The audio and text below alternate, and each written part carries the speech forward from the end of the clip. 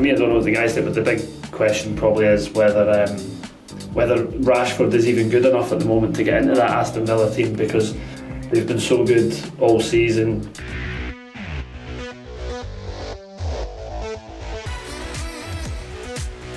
Hi, welcome to a new episode of Clean Strike, where today we'll be discussing all of the biggest transfers from the January deadline.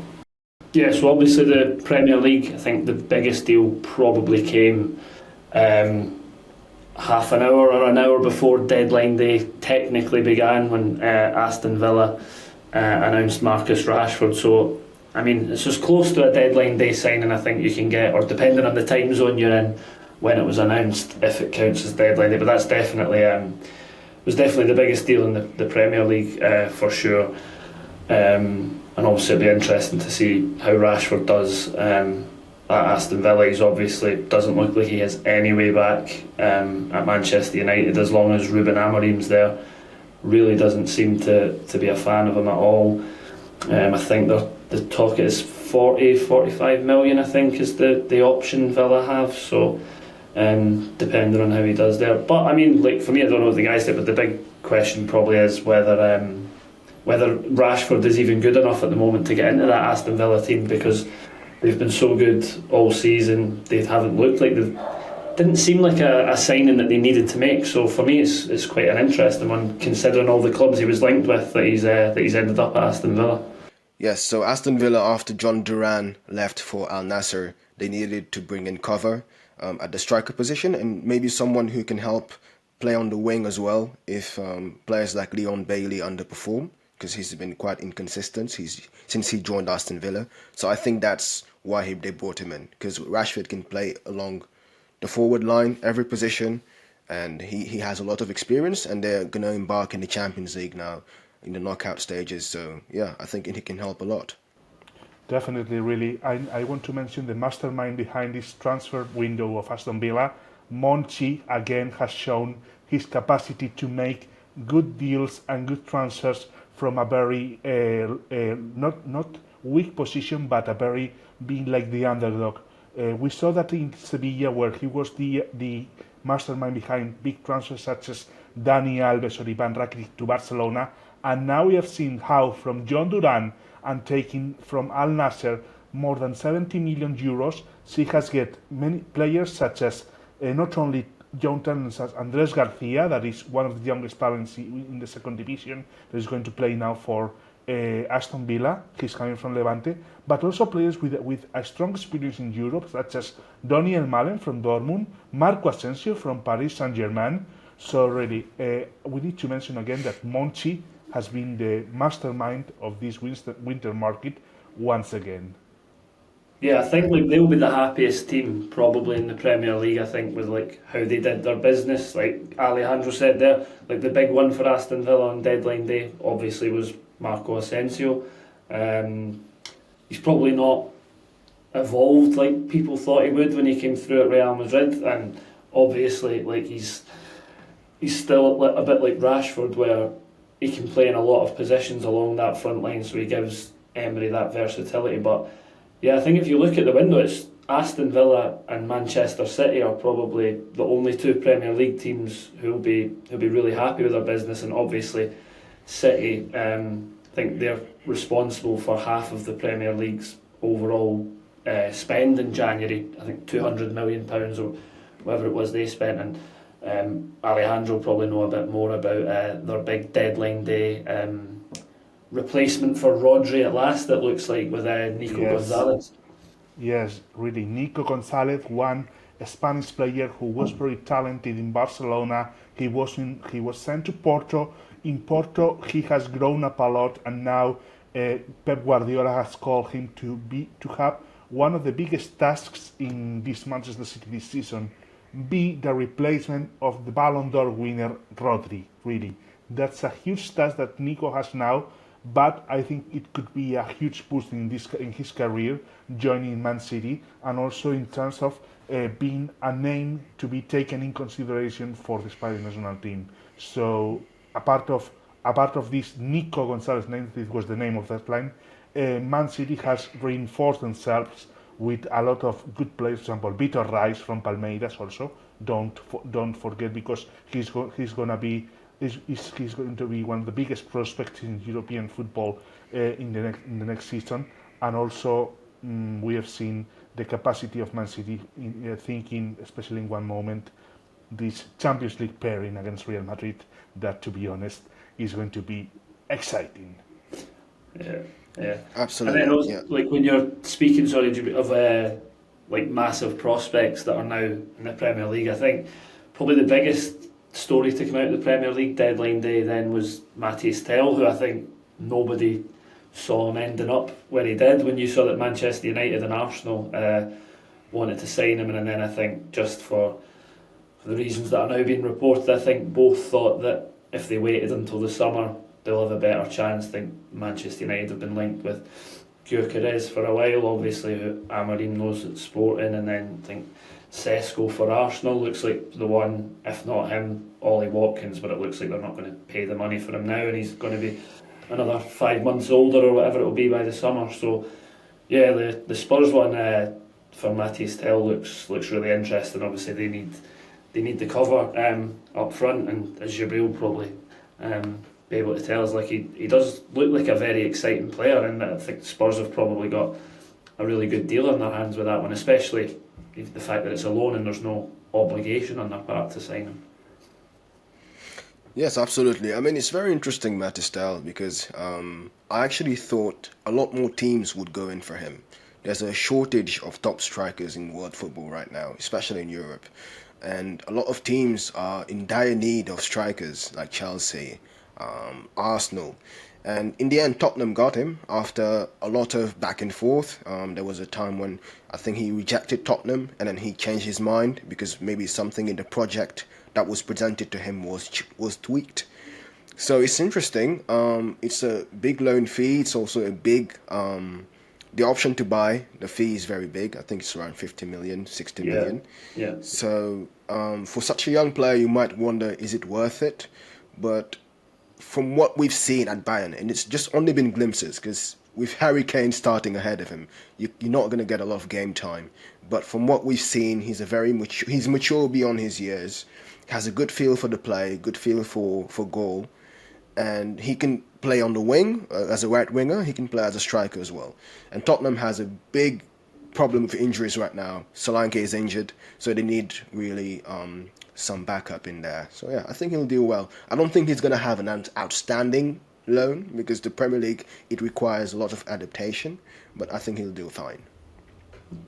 The other big striker one for deadline day, it pretty much fits a similar profile for me that I just wanted to rate, was Evan Ferguson going to West Ham, because obviously when he broke through, what was it now, like two and a half years ago, I think everybody thought he was going to really kick on. He was getting linked with Manchester United for like 80 million, just absolutely meteoric rise, and then it kind of fizzled out for him a little bit last season at Brighton. He's struggled a bit with injuries this year, but I mean, going to West Ham, who need a striker like Mikel Antonio, I mean, God knows, you don't even know when he could, or if he might come back in the game. Fulkrug as well has a bad injury, so West Ham, it looks like a match made in heaven, that one, to be honest. And they've beaten a lot of big clubs from you. Bayer Leverkusen were in, a lot of other teams in the Premier League. So yeah, it'd be really interesting to see, I think, if Ferguson can get back on track, because I think he's definitely, like Djibril says, there's a shortage of that kind of really good striker, and at that level, and at that age profile as well, like Tel. Also, these are like young guys who, well, they've got goals in them, and it's just maybe about the confidence, and he'll be reunited with Potter at West Ham as well, so that'll be really interesting, I think, to see if he can get him back firing. Obviously the Brighton, very wisely, I think, have not included any kind of option in the deal, so yeah, who knows, that could just see his value skyrocket. I think he could do really well there. That's a big one to watch, I think, for the next few months of the season. Definitely. You were mentioning strikers, you were mentioning Ivan Ferguson, you were mentioning Mattis Tel. Going out from the Premier League, but also thinking the MLS, I want to mention one name, Cucho Hernandez, MVP of the MLS, top scorer, one of the best strikers that was playing in US soil, has transferred now to Real Betis. So, I mean, he's coming back to Spain after he had experience in Spain. We discovered him when he was in Huesca, one of the first seasons in Huesca in La Liga. We also see him in Mallorca, in Getafe. We saw him even in England with Watford. But until he arrived to the US, he didn't explode and showed his full potential. And now he's back in Europe with Betis.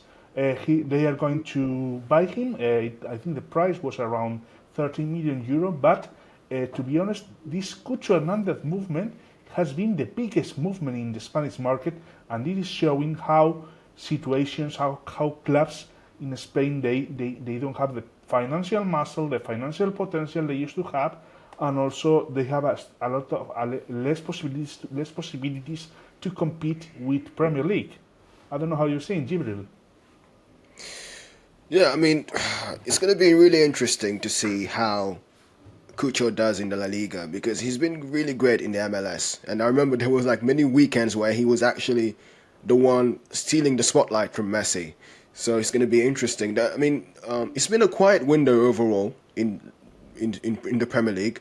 In La Liga, I'm seeing some interesting movements, but you can still sense that the clubs are struggling financially, and it's goes all the way back to the COVID. You can tell that the clubs are still struggling in Spain and in Italy to really bring in these big signings, but they made these adjustment signings that can help them finish the season strongly.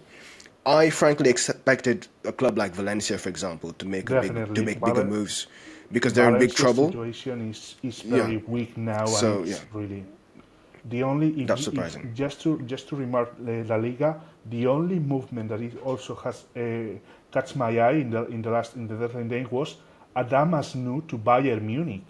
It was, he was one of the talents of the Bayern Academy. He came back from La Masia. He went to Munich, but now he's going to develop in La Liga. I don't know what to expect. Hope for Valladolid can be a good signing, but he needs time, because we are talking about the guy who is 18 years old only and has been one of the biggest signings in this deadline day in Spain, along with Patrick Grealish from Hoffenheim.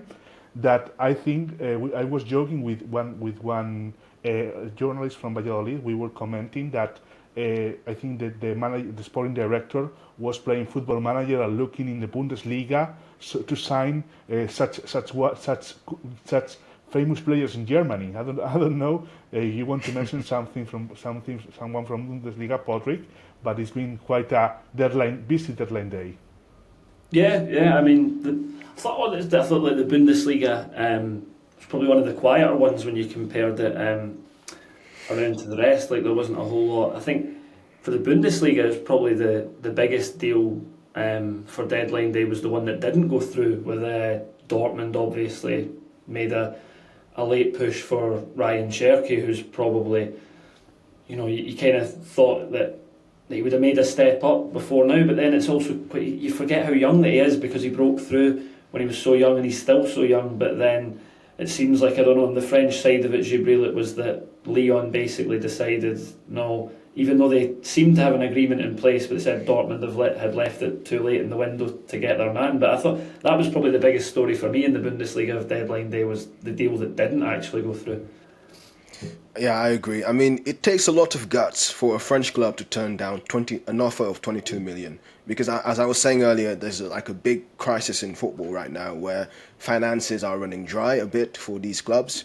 So Lyon, I mean, they turned down the offer pretty fast on deadline day. And the argument is that they didn't have time to replace him if they sold him.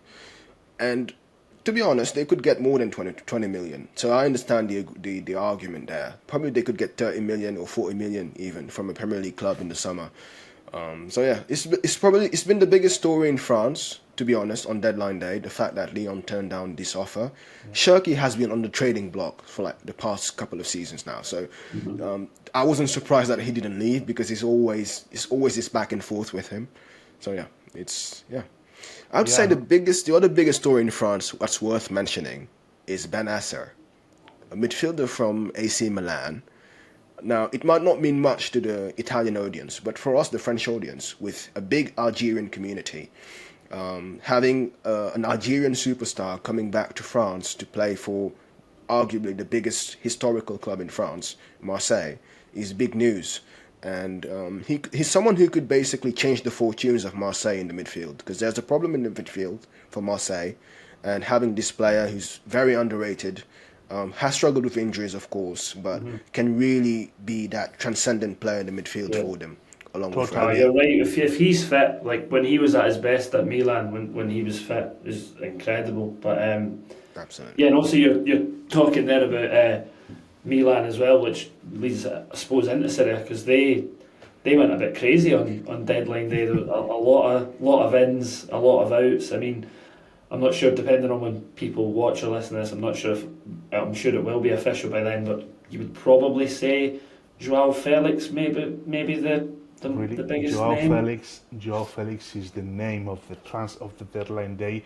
I think the name of the last 3 deadline days, to be honest, because if you remember, we have been checking on him also last winter when he was, I think, on the not winter, summer, 2 summers ago, when he was going to be transferred to Barcelona in the last minute of the deadline day in summer 2023. Also, he was the main name. Also, last summer on 2024, he decided his future almost in the last day of transfer market. We have seen that João Félix, since he left Atletico Madrid, hasn't found any stability in either of the clubs he has tried to be on. For example, he went to Chelsea, he didn't get so much playing time, he was relegated to bench, he didn't fit in the standards and in the schemes of the Blues. Then he went to Barcelona, a Barcelona that was trembling, a institutional and financial situation that was very complicated. He didn't fit either in that team. And when we thought that last summer going back to Chelsea could be a new chance for him, with a new coach like Enzo Maresca, with a new proper plan for the season, that he could develop there and show his abilities, again we see that he's loaned back to Milan and going to play 6 months. Okay, the good thing is that Sergio Conceição is Portuguese. He knows him well. He knows how does he play. So probably he can be the one who can take all the best from him and show it in Milan. But the problem is Milan pressure. The black and red shirt, it's very heavy, and he will need to do a lot to show up in San Siro. Yes, absolutely. Yeah, well done. AC Milan, I mean, have done some very interesting moves. I think their best transfer might turn out to be Giménez. I don't understand how this guy wasn't poached by a more financially powerful club, because, as I said, I mean, there's a shortage of top strikers right now, and this guy, for the past couple of seasons, he's done very well at Feyenoord. So yeah, it will be interesting to see how Milan sort of climb back up the rankings, because they're in trouble right now in Serie A. So it will be very interesting to see how they make sure that they are finishing European places at the end of the season. And yeah, well, obviously we're going to discuss a little more about Giménez, but I think we'll leave that to our colleague Guillermo Garcia. Santiago Giménez move to AC Milan is a huge one for the Mexican striker. Giménez started his career at Mexican side Cruz Azul. He didn't have the best numbers, and he wasn't even a regular starter. However, Feyenoord liked his attributes and potential and signed him in 2022. He made a quick impact, scoring goals and even setting a few records. He then was left out of the 2022 World Cup in a shocking decision, and he also struggled with a few injuries some months later, but he kept working on being the main man in Feyenoord's front line and try and make it jump into the biggest possible stage. Giménez got also a few offers, especially one from Nottingham Forest in the Premier League. However, he rejected as he was looking for a bigger step in European football. So now, after scoring against Bayern Munich and Manchester City in the Champions League, he has attracted AC Milan and has become Rossoneri's new centre forward. Thank you, Guillermo, for commenting us the situation on Santiago Giménez. We're excited to see one of the biggest Mexican talents to play in Serie A and also to play with Milan. And talking about Serie A, one last goodbye from Milan, 6 months after, Álvaro Morata, the guy who dreamed as a kid to play for Real Madrid, Atletico Madrid, Chelsea, Milan. Now he's going to Galatasaray in Turkey. Did he dream also to play as a kid for Galatasaray too? Or what do you think about this? Because to be honest, for Spanish football has been a shock, because we are talking about the main striker of the national team that is going to play to Turkey only 6 months after arriving in Italian football again. So it's quite a shock for Spanish football, and let's see how can this affect this perform in the national team. Yeah. Well, I mean, it was quite surprising that there was reports in England towards like the end of deadline day, basically said that Arsenal had even considered him at the last minute, as well as like just someone to fill the gap that they obviously have. Because for Arsenal, if Kai Havertz was to get injured now, you would think that they are quite short in attack. So it would have been quite interesting actually to see if he had ended up back in the Premier League, and he's got the Chelsea history and all that. Obviously, didn't get very far in the end, and he'll be in Galatasaray. And yeah, it's a shame that it ended so quickly for him at Milan, because he started off quite well, was quite popular, scored a few early on, and then, like Ali says, like he's still very much the main man for Spain. So to see him leave this quickly, we'll see how he gets on in Turkey. But it just seems to be the story of the strikers that are moving in this window, like Morata, we've mentioned, João Félix, Mattis Tel, Ferguson, Rashford. A lot of these guys, it just seems to be almost like redemption stories, and these guys are leaving in moves that, rather than building on the reputation they've got, they're trying to rebuild. So Morata is definitely very much another one, I think, in that regard, of a guy who probably needs the move just for a bit of confidence over the next few months, and see how it goes for him after that. Yeah. Yes, I mean, right now, Galatasaray, it must be said, they have 3 strikers who, I'd say, 2 years ago were considered to be world class to a certain extent. They have Icardi, they have Morata, they have Osimhen. Yeah, and obviously Icardi is injured, but I mean, it's going to be interesting to see how it all comes together when all 3 strikers come back. Morata has lived in some of the best cities in Europe, I have to say that. Istanbul now, he lived in Madrid, Milan, and he was in London, of course. I never feel like he's settled anywhere, Morata. He's always been some sort of globetrotter. It will be interesting to see if he really kind of develop a solid career in Istanbul, because Galatasaray is the biggest club in Turkey, and he can do big things there. He can develop a cult following there, so it's an interesting challenge, of course. We will see how Morata develops. We'll see how Galatasaray and Turkish league develops, because we have been talking about the biggest leagues in England, in Spain, in France, Italy, Germany, but also the Turkish league is going to be one of the leagues to follow in the next month. So we'll have an eye on them. Thank you guys for joining me. Thank you, Djibril. Thank you, Pádraig. We will discuss more about these transfer signings, how they developed during the season, and also I would like you to ask you, how did you see this transfer window? Which is the signing you want to remark from this transfer window? Which one is the key sign, do you think? Please like, comment, share, whatever you want to say us, leave us in the comments, and hope you join us the next week for another talk of football. So see you in a few days.